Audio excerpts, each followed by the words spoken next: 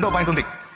ఇశ్రాయేలీయులందరూ మారు మనసు పొందవాలని నేను దేవునికి చేయు ప్రార్థన ఉన్నదని పౌలు చెప్పిన మాటను బట్టి కొందరు మారారు, కొందరు మారారు. అలాగంటే మన జీవితంలో కూడా కొందరు మారతారు, కొందరు మారు. ఎందుకు అలాగంటే అందరినీ దర్శిస్తాడు, అందరికీ తన వాక్కు మెత్తగా ఉంటుంది, లోబడతారు, కొందరు కఠినపరుచుకుంటారు. మెత్తని హృదయం గల వారిని దేవుడే ప్రేరేపిస్తాడు. ఈ రోజు కూటానికి వచ్చి కూర్చున్నావు, రాత్రి ఆల్నైట్కి వచ్చావు, ఎలా కూర్చున్నావు? దేవుడే నీ హృదయాన్ని ప్రేరేపించాడు కాబట్టి ఇక్కడ దాకా నా హృదయాన్ని ప్రేరణ చేయకపోతే, బలపరచకపోతే రాలేవు నువ్వు. వెళ్ళు, ఆల్నైట్కి వెళ్ళు, ఈ రోజు నా సన్ని పక్కన పెట్టు, నాతో గడుపు రా అని పట్టుకొచ్చాడు, ప్రేరేపించాడు. నీ హృదయం మెత్తనిది, లోబడింది, వచ్చి కూర్చున్నావు ఇక్కడ. వెళ్ళను అని కఠినపరుచుకుంటే తాడుగా తీర్చుకొస్తాడా?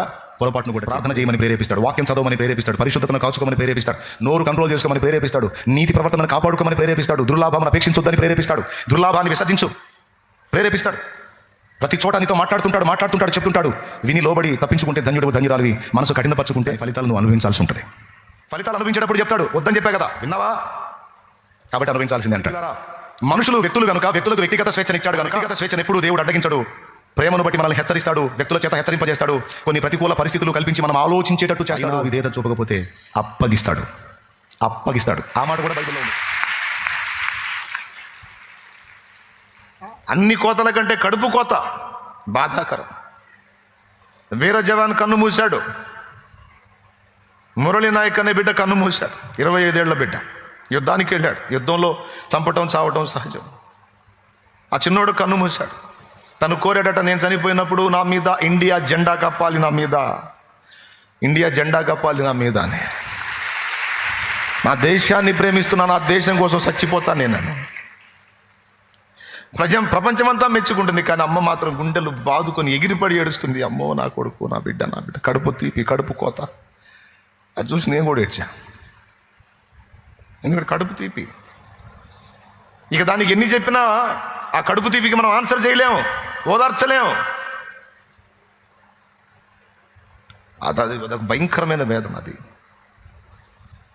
కడుపు కోత, కడుపు తీపి. ఆ కడుపు తీపిని బట్టి, ఆ మాతృవాత్సల్యాన్ని బట్టి, ఆ తల్లి మమతను బట్టి మహిమను వదిలిపెట్టి ఆ కెరూబులు, శరాపులు, దూతలు, మహాదూతల చేత స్తుతి స్వీకరించేటువంటి ఆ మధురమైన అనుభవాలన్నీ విసర్జించి, అమ్మో నా పిల్లలని పరిగెత్తుకొచ్చాడు భూమి మీదకి. నాయన కడుపు తీపి కోసం వచ్చాడు. ఈరోజు మారని వ్యక్తులు, నీ భర్త కావచ్చు, భార్య కావచ్చు, తల్లి కావచ్చు, తండ్రి కావచ్చు, నీకు తల్లిదండ్రులు అయితే అసలు సృష్టికర్తకు వారందరూ పిల్లలు. మరి నీకే ఎంత బాధ ఉంటే మార్పు చెందని వాళ్ళని చూసి ఆయన ఎంత బాధపడతాడో ఒక్కసారి ఊహించు, ఆయన ఎంత క్షోభిస్తాడో ఒక్కసారి ఊహించు. అవునా? మన ప్రేమ ఎక్కువ, దేవుని ప్రేమ ఎక్కువ? మన రెస్పాన్సిబిలిటీ ఎక్కువ, దేవుని రెస్పాన్సిబిలిటీ ఎక్కువ? ఆయనదే.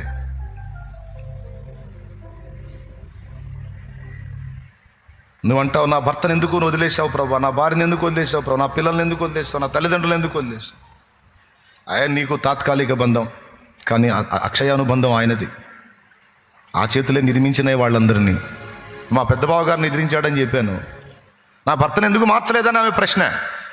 నా దేవుడి సమాధానం, పిచ్చిదానా, నీకు భర్త కాకముందు నా కొడుకు వాడు, నా కుమారుడు వాడు, నా చేతులతో వాడిని నిర్మించాను. నేను వాడిని కావాలని కఠినపరుస్తానా, నాశనం చేస్తానా? వాడు మార్పు చెందడానికి, వాడు నా వైపు త్రిప్పబడటానికి కావాల్సిన రీతులు, అన్ని రీతుల నువ్వు అడిగినా అడగకపోయినా నా వంతు ప్రయత్నం నేను చేశాను. కానీ వాని హృదయాన్ని వాడు కఠినపరుచుకున్నాడు. నేనేం చేయమంటావు? నీకంటే ఎక్కువ బాధ నేను అనుభవిస్తున్నాను అంటాడు. ఆ గతి వానికి పట్టకూడదనే కదా నేను శిలువ మీదకి వచ్చి ప్రాణం పెట్టాను. కానీ నేనెవరిని బలవంత పెట్టి మార్చను, నేను ఎవరిని బలవంత పెట్టను. వాళ్ళు మార్పు చెందడానికి అనువైన పరిస్థితులు నీ ప్రార్థనను బట్టి కల్పిస్తాను. వాటిని బట్టి వాళ్ళ హృదయం కదిలి, కఠిన గుండె విరిగి లైన్లోకి వస్తే వచ్చినట్టు, లేకపోతే వాళ్ళు అనుభవించాల్సింది వాళ్ళు అనుభవిస్తారు. గుర్తుపెట్టుకో. అయితే ఇక్కడ గమనించాల్సింది ఏంటంటే, ఈ మాటలు విన్నప్పుడు ఇంకా ప్రార్థన చేసి ఫలితం ఏముంది అనుకోవద్దు. నీ ప్రార్థనల వలననే తరచుగా దేవుడు వారిని దర్శిస్తూ ఉంటాడు. ఒకవేళ మెత్తని గుండె కలిగిన వాళ్ళైతే ఖచ్చితంగా కనెక్ట్ అవుతారు దేవుడికి. శతవిధాల దేవుడు ఖచ్చితంగా ప్రయత్నిస్తాడు. అలా ప్రార్థన చేసినప్పుడు కొంతమంది హృదయాలను దేవుడు కదిలిచ్చాడు, వాళ్ళు లోబడ్డారు, రక్షణ కూడా పొందారు. నా ప్రార్థన విని కొంతమంది మారలా. గుర్తుపెట్టుకో, కొంతమంది నువ్వు రక్షణలో నడిపించిన వాళ్ళు మళ్ళీ బలహీనపడి నీకు కనపడతారు. వాళ్ళని గురించి నీకు దిగులైపోయింది, బాధ అయింది. అయ్యో ఎందుకు వీళ్ళు ఇట్లా మళ్ళీ లోకంలో కలుస్తున్నారు, ఎందుకు మళ్ళీ వీళ్ళు ఇట్లా పాపంలో పడుతున్నారని. గుర్తుపెట్టుకో, మనుషులు వాళ్ళేం దేవుడు కాదు, మనుషులు. చెప్పు, ఎవరు? మనుషులు. మనుషులు పరిపూర్ణులు కాదు, అసంపూర్ణులు. నిలబడదాం అనుకుంటారు, కొన్నిసార్లు శోధనింపబడి బలహీన పడిపోతారు. అయితే పడ్డ ప్రతి వారిని చూసి నువ్వు కృంగిపోయావు అంటే చివరికి నువ్వు పోతావు. నీ చేతనైతే ఒక ప్రార్థన చేసి, దేవా జారి పడ్డట్టున్నాడు లేవనెత్తు, జారి పడ్డట్టుంది లేవనెత్తమని అప్పచెప్పడమే నీ పని. ఆయనే చూసుకుంటాడు. ఆయన చేతికి అప్పగించుకున్న బిడ్డల్ని మంచానేసైనా మార్చుకుంటాడు. అర్థమైతే కొట్టు గట్టిగా. వీడు మామూలుగా మారట్లేదు, ఈమె మామూలుగా మారట్లేదు అంటే మంచం పాలు చేసైనా మార్చుకుంటాడు. ఒకప్పుడైతే చాలా అల్లాడిపోయాను నేను స్టార్టింగ్లో. రక్షణలో నడిపించినోడు మళ్ళా బలహీన పడ్డాడని తెలిస్తే కృంగిపోయి అన్నం మానుకొని కూర్చునేవాడిని. వాడు అటెందుకు చేశాడు, వాడు అటెందుకు చేశాడు, ఈ అమ్మాయి ఎట్లెందుకు చేసింది, ఆ అమ్మాయి ఎట్లెందుకు చేసింది, అసలు ఏంది ఏమైపోతుంది, వీళ్ళు ఎందుకు ఇట్లా చేస్తున్నారు, వాక్యం విన్న వాక్యం ఎట్టిపోతుంది, వీళ్ళని ఎందుకు సైతాన్ని శోధిస్తున్నాడు, సైతానికి ఎందుకు ఛాన్స్ ఇస్తున్నారు, అబ్బాయి వీళ్ళ కోసం సేవ చేయటం దండగా, ఈ దరిద్రులు చా అనుకుంటా. అన్నం తిందు వెళ్ళాడు, బా అన్నం అంటే అన్నం, నాకు అన్నం ఆకలి కావట్లేదు, నా కడుపు రగిలిపోతుందని తిండి మానుకొని గ్యాస్ తెచ్చుకున్నాం. దేవుడు చెప్పాడు, ఇదే కంటిన్యూ అయితే సత్తావురా నువ్వు అని. ఎందుకు ప్రభు అంటే, అంతేరా, మనుషులు పరిపూర్ణులు కాదు, బలహీనులు. వాళ్ళని బలపరిచే పని, పడినా లేపే పని, నడిపించే పని, కాచే పని ప్రధాన కాపరినైనా నా పని.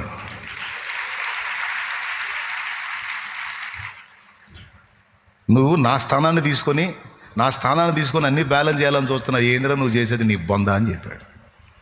ప్రార్థన చేయరా నువ్వు, వాళ్ళు తొట్టిల్లకుండా కాపాడు శక్తి గల నాకు ప్రార్థన చేయి, నేను చూసుకుంటా. పడ్డా లేపుకుంటా. వాళ్ళు బలహీనపడ్డారు, వీళ్ళు బలహీనపడ్డారు, వీళ్ళని ఈ చూసి ఇది సణిగి నువ్వు బలహీనపడుతున్నావు, అది రానియొద్దు అని దేవుడు నాకు నేర్పాడు. స్తోత్రం చెప్పండి. అయిపోయింది ఇంతవరకు మొదటి భాగం. ఏమర్థమైంది మీకు? వ్యక్తికి సంబంధించిన విషయం వేరు, వ్యక్తి సంబంధం కాని విషయం వేరన్నాను. వ్యక్తి సంబంధం కాని మిగిలిన సంగతులన్నీ దేవుడు ఈజీగా చేసేస్తాడు, కానీ వ్యక్తికి సంబంధించిన విజ్ఞాపనకు టైం తీసుకుంటుంది, దానికి కొంచెం ప్రాసెస్ ఉంటుంది. అది కూడా సఫలం అవ్వచ్చు, కాకపోవచ్చు. దేవుని చేతిలో సమస్తం ఉంది, ఇలా అంటే అయిపోయింది కదంటే, ఇలా సుధమ వాళ్ళు అనొచ్చు, అనలా. ఇలా నోవహు జలప్రళయంలో ముందున్న వాళ్ళు అనొచ్చు, అనలా. మార్చడానికి ట్రై చేశాడు, మారలా, శిక్షకు అప్పగించాడు. నీ పరిస్థితి అయినా నా పరిస్థితి అయినా అంతే. మొర్ర పెట్టడమే మన పని, కన్నీరు గార్చడమే మన పని, గోజాడటమే మన పని, వాళ్ళని హెచ్చరించడమే మన పని. తర్వాత దేవుడు చూసుకుంటాడు. అప్పచెప్పి ఊరుకోవాలి. ఒకటే డైలాగ్, నిత్య జీవానికి నిర్ణయించబడితే రక్షించబడతా, లేకపోతే పొద చేయగలిగింది ఏం లేదు. ఇప్పుడు నా కుటుంబ సభ్యులు ఉన్నారండి, అందరికీ చెప్పా.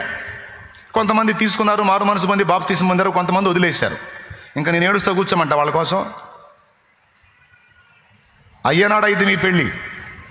ఇప్పుడు నేను చెబుతుంటే వయ్యారాలు పడుతున్నారు, వయ్యారాలు. రేపు అయిద్ది. ఇప్పుడు వయ్యారాలు పడండి, రేపు వయ్యారాలు పట్టడానికి కాళ్ళు ఉండవు. కాబట్టి పౌలు ప్రార్థన చేసిన, ఇంకా చెప్తా, యేసయ్య ప్రార్థన ఎంత గొప్పది, యేసయ్య ఎంత శక్తిగల దేవుడు.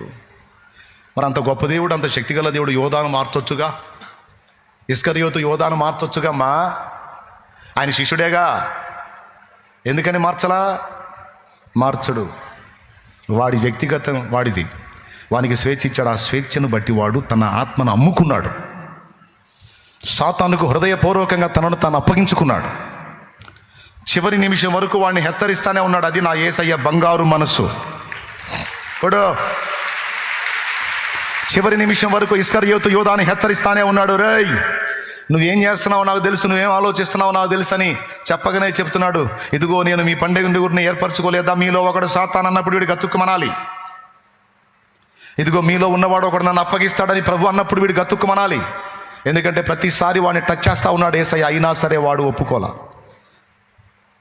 ఆఖరికి భోజన పంక్తిని కూర్చున్నప్పుడు కూడా మీలో ఒకడు నన్ను అప్పగిస్తాడు ఈ వేళ అని అన్నప్పుడు, ఎవరికి వారు నేనని గింజుకులాడారు, ప్రశాంతవతనుడు యేసుక్రీస్తును యూదా చూశాడు.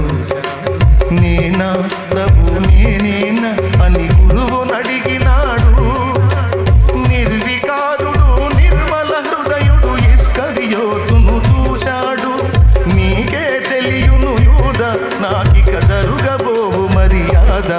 తా చేసిన మోసం కదా ఖండిగా ప్రభువు ఎరిగినాడు. అవమాన భారము మోయకవాడు వెళ్ళిపోయినాడు. దేవునికి స్తోత్రం. ప్రభా నిన్ను అప్పగించే దుర్మార్గుడు ఎవరయ్యా? నిన్ను అప్పగించే దుర్మార్గుడు ఎవరయ్యా? ప్రభా నేనా యోధా? ప్రభా నేనేనా? మిగిలిన వాళ్ళు నేనా అన్నప్పుడు స్పందించలా. యోధా ప్రభా నేనేనా అన్నప్పుడు నీకు తెలియదా యోధా అన్నప్పుడన్నా వీడికి ఎలగాలగా. నా బతుకంతా తెలుసుకున్నాడు, ఆయన ముందు నేను నటించలేను, ముసుకేసుకోలేను, ముసుగులు ఓడబీకేవాడు ఆయన. ఎందుకు ఆయనతో చతురు? ప్రభా నన్ను క్షమించని కాళ్ళ మీద పడతాడేమో. ఆఖరికి రొట్టె విరిచి ఇవ్వబోయేటప్పుడు కూడా ఛాన్స్ ఇచ్చాడు, మాట్లాడాడు, అయినా వాడు మారలా. హృదయాన్ని కఠినపరుచుకున్నాడు. ఆయన ఏం చేస్తాడు? నీ కుటుంబ సభ్యులు హృదయాన్ని కఠినపరుచుకుంటే నువ్వేం చేస్తావు? ఏడ్చి మొత్తుకోవటం తప్ప నువ్వేం చేయలేవు. దేవుని పాదాలు పట్టుకొని ఇంకా ఏదన్నా అవకాశం ఉంటే చూడు ప్రభువా, మలుపు దిప్పు ప్రభువా, ఆలోచింపజేయి ప్రభు అంటే ఇక ఫైనల్ ఉంది ఒకటే మంచాన వేయటం. ఇంకా ఫైనల్ ఉంది ఒకటే మంచాన వేయటం. అట్లేసిన మళ్ళీ నువ్వు ఏడుస్తావు. మార్చమన్నాను కానీ మంచాన ఏమన్నానా? అన్నీ నువ్వే డైలాగులన్నీ. రక్షించంటివి మంచానేసి వాడు ఏదైనా బెండ్ అవుతాడని చూస్తేనే రోజు మొత్తుకుంటుంటివి. ఎట్లమ్మాయి నీతో అంటాడు. దేవునికి స్తోత్రం. పెద్దగా చెప్పండి, మీకు ఏదో నీరసం వచ్చినట్టుంది. చివరికి ఆ మొక్క పుచ్చుకున్నప్పుడు సాతాను వాళ్ళలో ప్రవేశించాడని ఉంది. హృదయపూర్వకంగా అప్పు చెప్పుకున్నాడు వాడు. మారు మనసుకి ఇష్టపడలా. చివరికి వాడికి అప్పచెప్పుకున్నాడు, యేసయ్యను అమ్ముకున్నాడు, పోయి ఉరిపెట్టుకొని చచ్చాడు. ఎందుకని మార్చలా యేసయ్య? అక్కడే తెలిసిపోతుంది విషయం ఏంటంటే, ఎవరి స్వేచ్ఛను కూడా ప్రభు అడ్డగించడు. దర్శిస్తాడు, మాట్లాడతాడు, ఛాన్సులు ఇస్తాడు, చివరి శ్వాస విడిచేంత వరకు కూడా అవకాశాలు ఇస్తాడు. ఇక మారకపోతే నువ్వు చేయగలిగిందేం లేదు, నేను చేయగలిగిందేం లేదు. మన వాళ్ళు ఊపిరినంత వరకు, బతికున్నంత వరకు వాళ్ళ మార్పు కోసం ప్రార్థన చేయటమే మన పని. పౌల్లాగా విజ్ఞాపన చేయటమే. నిత్య జీవానికి నిర్ణయింపబడిన వాళ్ళు, మెత్తని హృదయం కలిగిన వాళ్ళు, దీన మనసు కలిగిన వాళ్ళు, తెలిసి తెలియక హృదయాన్ని కఠినపరుచుకుని ఉంటే వాళ్ళు మార్పు చెందుతారు, లైన్లోకి వస్తారు. తెలిసి ఫరోగాళ్ళలాగా హృదయాన్ని కఠినపరుచుకున్న దౌర్భాగ్యులు పోతారు, చేయగలిగింది ఏం లేదు. కాబట్టి ఇందు మూలంగా మీ 50 మందికి తెలియజేయటం ఏమనగా, మీకున్న ధర్మ సందేహానికి సమాధానం ఇచ్చానని అనుకుంటున్నా. దేవునికి స్తోత్రం. ఇకపోతే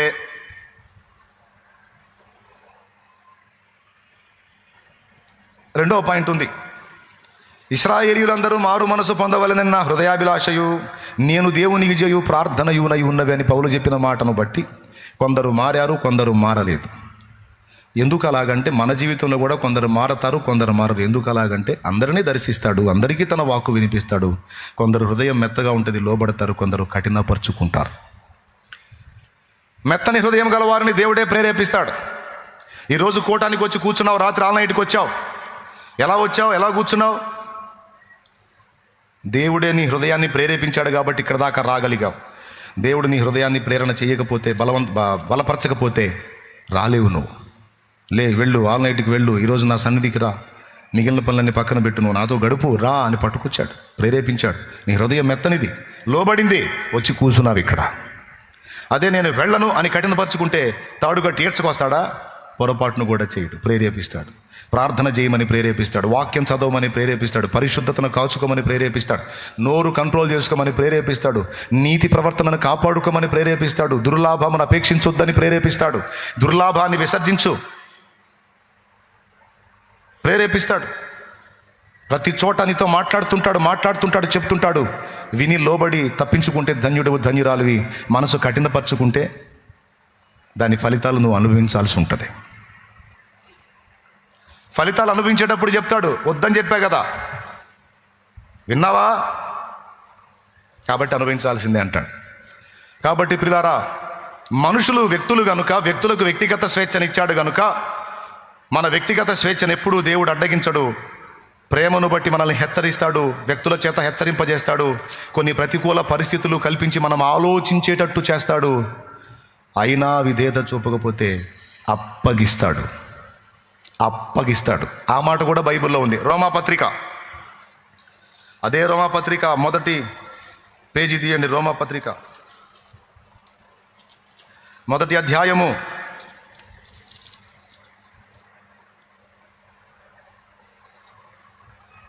24వ వచనం చూడు. ఈ హేతువు చేత వారు తమ హృదయముల దురాశలను అనుసరించి తమ శరీరములను పరస్పరము అవమానపరుచుకున్నట్లు దేవుడు వారిని అపవిత్రతకు అప్పగించెను. దేవుడే అప్పగించేస్తాడట. కింద చదువు. అట్టివారు దేవుని సత్యమును అసత్యమునకు మార్చి సృష్టికర్తకు ప్రతిగా సృష్టమును పూజించి సేవించిరి. యుగముల వరకు ఆయన స్తోత్రార్హుడై ఉన్నాడు. ఆమెను అందువలన దేవుడు తుచ్చమైన అభిలాషలకు వారిని అప్పగించెను. దేవుడు అప్పగించేస్తాడట. చూడండి 28. మరియు వారు తమ మనస్సులో దేవునికి చోటు నొల్లకపోయిరి గనుక చెయ్యరాని కార్యములు చేయుటకు దేవుడు భ్రష్ట మనస్సుకు వారిని అప్పగించెను. అంటే చోటు సంపాదించడానికి ట్రై చేస్తాడు. ఎంతకీ చోటు ఇవ్వకపోతే అప్పగిస్తాడు. ఇంకా చేయగలిగింది ఏం లేదు, అనుభవించురా నువ్వు అని. మనం ఏం చేయాలి చెప్పండి? దేవా దర్శించు మా దేశం, మా భారతదేశం. విజ్ఞాపనలు చేశాము మా దేశ ప్రజల కోసం. దేవా దర్శించు మా దేశం, మా భారతదేశం. విజ్ఞాపనలు చేశాము మా దేశ ప్రజల కోసం. దేశ ప్రజల కోసం, ప్రియమైన ప్రజల కోసం. దేశ ప్రజల కోసం, ప్రియమైన ప్రజల కోసం. దేవా దర్శించు మా దేశం, మా భారతదేశం. విజ్ఞాపనలు చేశాము మా దేశ ప్రజల కోసం. దేవునికి మహిమ.